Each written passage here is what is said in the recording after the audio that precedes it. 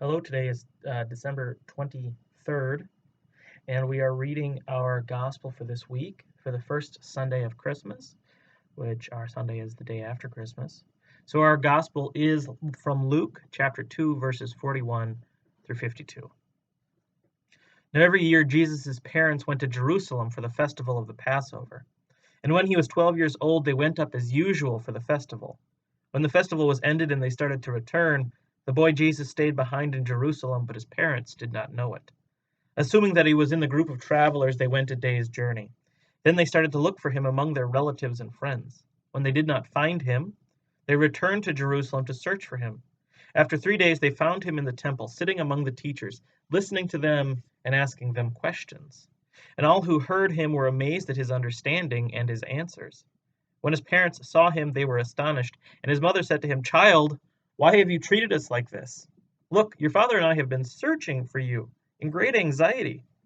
He said to them, "Why were you searching for me? Did you not know that I must be in my father's house?" But they did not understand what he said to them. Then he went down with them and came to Nazareth and was obedient to them. His mother treasured all these things in her heart. And Jesus increased in wisdom and in years and in divine and human favor. The Gospel of the Lord. Praise to you, O Christ.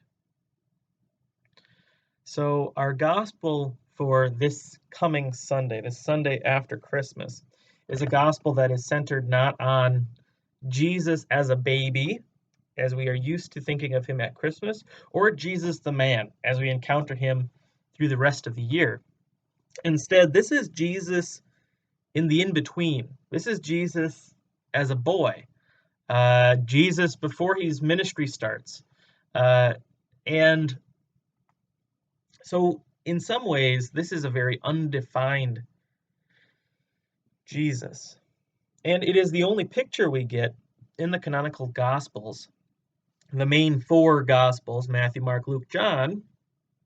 This is the only picture we get of Jesus' life, any incidents or stories about Jesus' life after his birth to the beginning of his ministry. This is the only picture, snapshot we get of all the stuff that happened in between.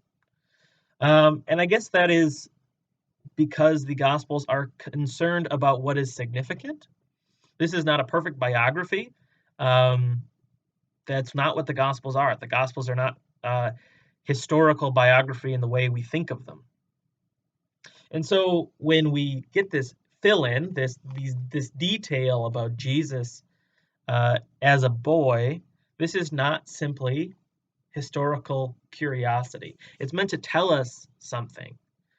Luke especially, there are patterns of pronouncements that appear through the Gospels. And there are patterns of Jesus asserting who he is. So who is Jesus? What is this story of the boy Jesus telling us about him? Well, it tells us that Jesus was raised as a young Jewish boy. He was raised with all the usual or the typical piety that the Jewish people of that time would do. They traveled to Jerusalem for the festival of Passover. At the traditional time of gathering, having the meal, giving your offering at the temple, Jesus' parents went and did this. And they did this with their relatives. This was done you would do this, most of your village, if they could make it or afford it, they would pick up and go to Jerusalem for the holiday. And the Psalms are full of songs of ascents and different songs that would be sung on that once a year journey. And so we have a pattern of living that gives us a picture of where Jesus fit, where Jesus came from. And he came from a background that would have been very similar to the backgrounds of other children who came from Nazareth, or at least children who were able to go with their parents to do this. So we have that picture. The other picture we have here is that this is at a pivotal point in Jesus's life.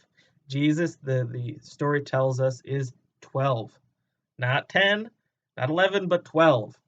And he is, which means he is on the cusp of becoming an adult in the eyes of Jewish culture. So Jesus is reaching the age of, sometimes called the age of reason. Jesus is almost a man. And so for most practicing Jewish people to this day, at 13, there's a recognition of that adulthood. And for boys, it's you get a bar mitzvah.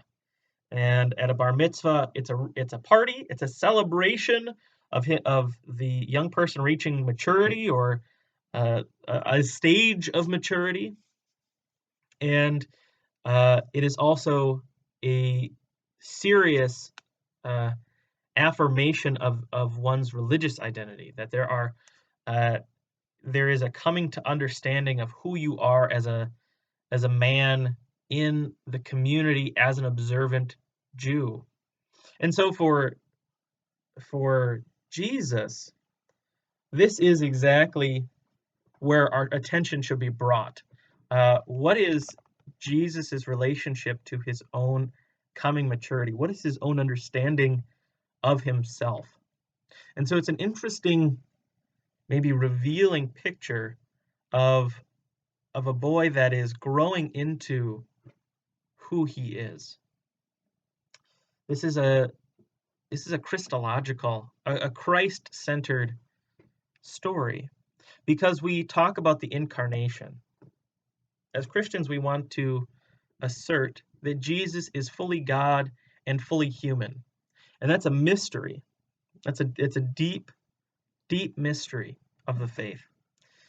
And this story seems to be a picture of a young man who understands who he is, but is not quite to the point of him reaching ministry yet. He's not quite to the point of becoming Jesus, the teacher, the healer, the mediator, and in the end, Jesus the crucified. This is a picture of someone who has an understanding but isn't there yet. And so this is also a very human picture of Jesus. All those biographical details, all these details about him growing into his adulthood as a young man, this is a picture of Jesus that informs us he is indeed truly a human being. He is not a superhuman. He is not.